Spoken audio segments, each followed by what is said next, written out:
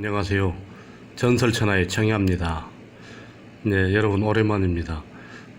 자주 와서 전설 이야기 또 생활 이야기 올려야 되는데 너무 생활이 바쁘다 보니까 삶이 힘들다 보니까 자주 오지 못하고 있습니다. 지난 6월에 서울에 계시는 그 86세 봉대순 선생님으로부터 편지를 2통을 받았습니다. 제가 썼던 봉효자와 호랑이, 그 봉효자의 후손이시라고 하시면서 봉효자에 대한 자료들을 보내오셨습니다. 저는 좀 깜짝 놀랐습니다. 옛날 전설 이야기가 이런 실제적인 근거가 없이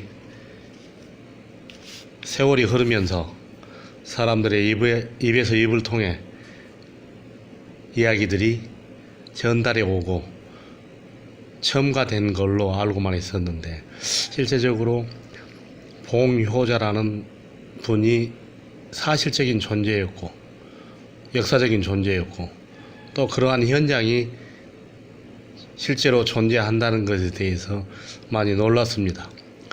정말 오랜 세월 속에서 우리들의 이야기들이 이렇게 만들어진 게 아니라 실제 했구나, 이런 어떤 감동의 순간들을 맛보았습니다.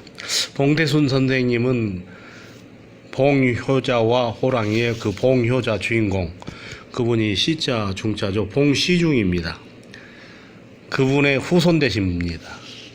서울에 살고 계신데 몸도 불편하신데 인터넷에서 전설천하 봉효자와 호랑이를 보시고 그건 우리 할아버지의 이야기입니다, 이런 내력이 있습니다, 또 그 이야기는 또 이런 내용들이 좀 빠지기도 했습니다 하고 지적해 주셨습니다. 그래서 참 놀라운 일이었습니다. 그분이 이제 보내주신 자료 중에 봉시중공, 봉효자의 본명이 시자 중자죠. 그래서 족보에 대한 그 효행에 대한 이야기, 그런 것이 이제 기록되어 있는 글들을 보내주셨고요. 또 그에 대한 봉시중님이 어떻게 살다 가셨는가, 그 내력도 적어진 것을 보내주셨습니다. 공의 이름은 시중이며 자는 언도이고 호는 죽게다. 현능 참봉의 벼슬을 지냈다. 중종 정유 12월 2일 밝은 빛을 받으며 태어났으며 장손으로서 격조 높은 수업을 받았다. 문중에 범사에 공을 세워 집안을 일으키고 문학이 뛰어나 나라에서 치르는 시험에 합격했다. 부친 병구안에 잉어를 잡아 봉양하려 홍콩 온 겨울강을 깨뜨리고 헤엄을 치자 수많은 잉어가 포만을 일으키며 눈부시게 뛰어올랐으며 3년 심요샤리에는 밤마다 호랑이가 보호해줄 정도로 효행 덕망이 높았다. 원님은 이러한 공의 효행을 나라님께 상소하여 효자비가 세워졌다. 그러나 공은 애석하게도 겨우 33세의 삶을 마쳤다. 광해 원년, 기우년, 나라에서 전국 마을의 사제를 상세히 조사해서 삼강록에 약제하라는 명이 내려졌다. 하여 도암리 선생이 묘제를 조사하여 남평 용구사에 표기하고 평택 임시 부참봉묘와 나주 남평명 중림동 교회자에 합조하였다. 그러니까 이제 나주시 남평읍 중림리, 중림동이죠. 그쪽에 시중공에 묘가 있다는 것입니다. 중종년도에 태어나셔서 33세에 돌아가셨는데, 그렇게 시묘살이를 하다가 호랑이를 만나서 그 효자에 감동한 호랑이와의 전설, 그러한 전설에 대한 스토리, 이야기를 남기고 가셨죠. 그래서 참 이런 조상들에 대한 이야기를 이렇게 기록에 남겨서 보내주신 우리 봉대순 선생님께 참으로 감사드립니다. 그리고 저에게 이런 귀한 자료들을 보내주신 것에 대해서 너무 감사드립니다. 그리고 나중에 교지가 내려가지고 효자 봉공 시중 지려 여각도 이렇게 이제 지를 수 있도록 비문들을 이렇게 지어서 해놨더라고요. 그래서 이제 고종 때, 아마 고종 황제 때 전국의 효자들을 가려가지고 문을 하사를 했는데 그런 교지도 받았다는 내력들이 있습니다. 그리고 이제 우리 이제 봉대순 선생님은 이제 호가 남천이시더라고요. 남천이신데 86세세요. 몸도 불편하신데 이렇게 문중에 지대한 관심을 가지고 계셔가지고 그분의 호 남천 서실 이렇게 좋은 글귀를 써가지고 호도 내린 사연이 있더라고요. 그래서 좋은 이렇게 명문을 써가지고 보관하고 계신다고 사연을 또 보내주셨습니다. 남천 서실에 대한 뭐 해설서,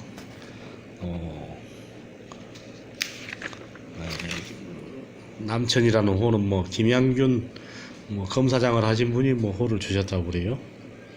그리고 글은 중원 윤정복 선생님께서 글을 지으셨고 그 서예 글씨는 학정 이도능 선생님께서 그 글씨를 쓰신 걸로 기록되어 있습니다.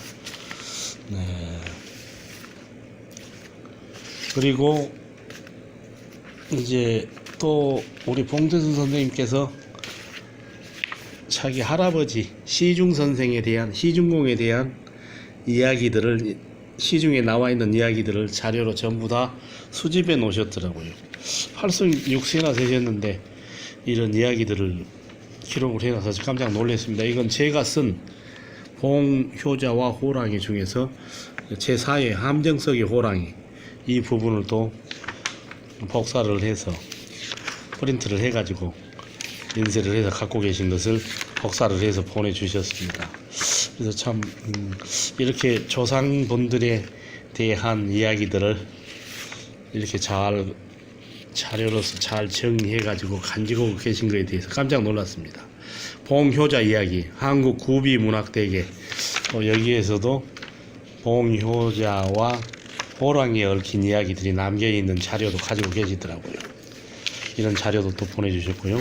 그리고 옛날에 이제 이쪽 지방 광주일보에 게재된 그 전남의 토박이 성씨에 대한 이야기들을 나왔는데 남평읍에 봉씨가 살게 된 가닥을 이렇게 기록해 놓은 기사 자료도 복사해서 보내주더라고요. 근데 이 기사의 내용인즉슨 수양대군이 자기 조카 단종을 쫓아내버리고 나중에 이제 사사해버렸죠. 죽여버렸죠. 그리고 권력을 잡고 많은 청산문, 백년, 하위주, 고계제 하는 사육신들을 다 죽여버리고 또 생육신들 그런 사연들이 있어서 봉씨들도 수양대군 밑에서 권력을 누리지 않고 남평읍으로 도망와서 살았던 내력이 곧 이 나주시 남평읍에 봉씨들이 살았던 내력이 있더라고요. 그래서 어떤 충절과 충의를 가진 분들이 조상으로 갖고 계시는구나 봉씨에서. 그래서 봉시중이라는 참으로 훌륭한 효자도 나왔구나 그런 생각을 하게 했습니다. 그리고 또 우리 봉대순 선생님께서 강화 봉씨죠. 봉씨에 대한 시조와 또 봉씨 분들의 훌륭한 봉씨 분들의 사적인 내력이 적혀져 있는 여러 분들에 대한 이런 자료도 보내주셨습니다.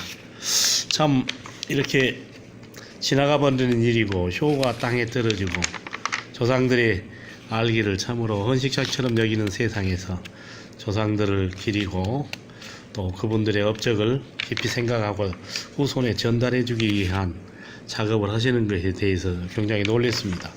86세의 노구지만은 남천 봉대순 선생님께서 이러한 작업을 하고 계셨구나 해서 굉장히 놀랬고요.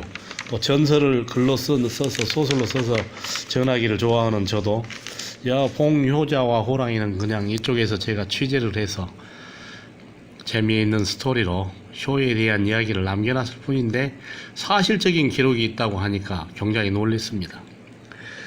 이게 거짓이 아니로구나. 또 진실한 역사의 현장이로구나. 그런 것을 봉대순 선생님으로부터 실제로 증명하게 되었고 몹시 감탄했고 감동을 받았습니다. 그리고 봉대순 선생님께서 현재 봉씨 문중 회장님인 봉계수 회장님을 소개를 해 주셔가지고 봉계수 회장님하고 봉씨 봉시중공의 효행비를 제가 직접 찾아가 봤습니다. 찾아가 본 내력도 봉계수 원종 회장님과 인터뷰를 했던 것도 유튜브에 그대로 다 올리겠습니다. 봉계수 회장님께 제가 비문은 이렇게 비는 좋게 서 있는데 좋은 제각을 하나 조그만하게도 지어서 해마다 제사를 모시고 후손들이 모여서 이 효행을 기르면 좋겠습니다 하고 뜻을 말씀을 드렸더니 봉대순 선생님이랑 함께 해가지고 그렇게 한번 해보시겠다고 하시더라고요. 아무튼 저는 전설이 실제 역사라는 훌륭한 역사적 현장을 우리 봉대순 선생님의 편지를 받고 전화를 받고 또 그것을 제가 실제로 증명하는 현장을 경험했습니다. 그리고 이렇게 우리의 이야기들이 전혀 근거 없는 이야기들이 아니라 실제 한 옛날 이야기들을 자손들이나 후손들에게 전달하여 효를 숭상하고 나라의 기강을 세우고 인간의 삶의 질을 확장시키고 더 높이려고 했던 그 노력의 가치에 굉장히 기분이 좋았습니다. 그러나 다만 제가 6월 달에 편지를 받고도 서둘러서 이것을 올리고 기록에 하는데 힘써야 했었는데 생활이 가난하고 또 삶이 불편하여 쉽게 글도 쓰지 못하고 이러한 작업도 하지 못한 것에 대해서 대단히 죄송하게 생각합니다. 아무튼 지금이라도 이렇게 올리게 돼서 다행이고요. 또 이 효자 봉공시중지력의 비문 해석에 대해서는 좀 더 신경을 써가지고 잘 할 수 있도록 하면 노력해 보겠습니다. 감사합니다.